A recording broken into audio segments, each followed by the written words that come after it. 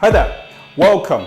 Now this is a tech series as promised. Here we'll explore how different web technologies work at a very high level, and the goal here really is to get you acquainted with them and hopefully inspire you to build something or just to broaden your knowledge in this area. And if we inspire a couple of people to get into the industry, even better. So how does the internet work? Or more specifically, how does browsing the internet work? Now, this is a foundation that you should have regardless of the level you are at as a developer, and if you're to think about performance and optimizations and so on. And if you're not a developer, you will now think about the internet differently. So let's think about this.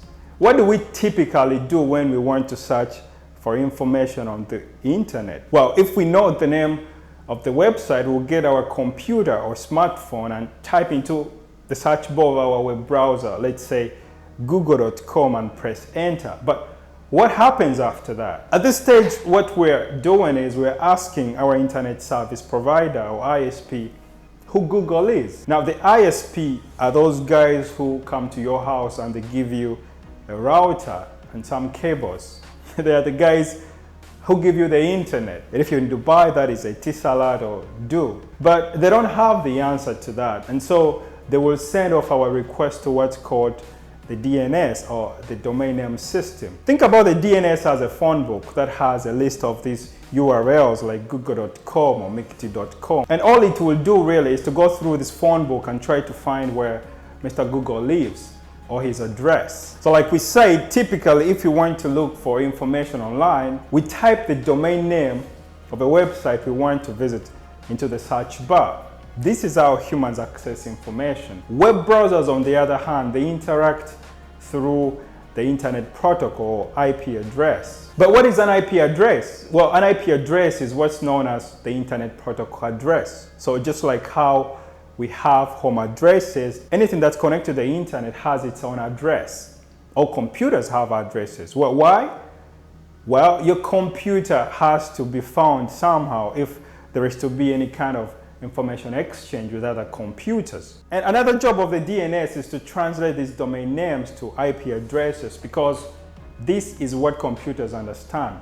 This way, browsers can load internet resources. Okay, so now we have the address of this Google guy. The DNS has looked him up. Then what? Well, it will send it back to our ISP, then to our browser as an IP address. Our browser then will fire off another request to Google servers, because we now know where he lives. Now think of a web browser as a tool or a piece of software that can receive files from servers, and it knows how to read them. And servers are computers. They have a piece of software running and they perform the same function as a restaurant server. He knows how to get you the food you requested, and in the same way, the server sends you the files when you request for them. Your computer can be a server, and yes, you can build one yourself. So in our case, the Google servers will get you the HTML, the CSS, and the JavaScript files. For now, let's think about these three technologies as basically text files that our browser requires to display our Google website properly. Now, I know it's hard to wrap your head around how fast this whole process is, because when you press that enter button and hope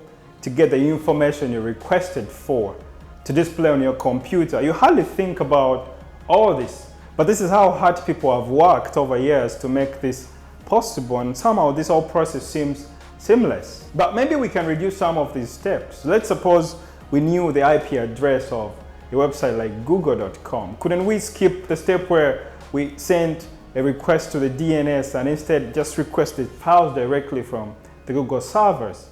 Yes, we can.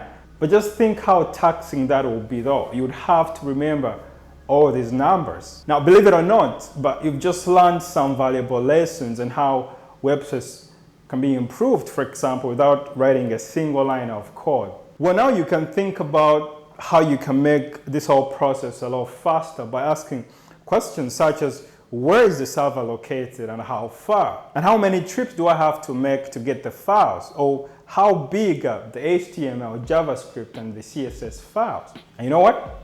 That's it for now. Thanks for watching.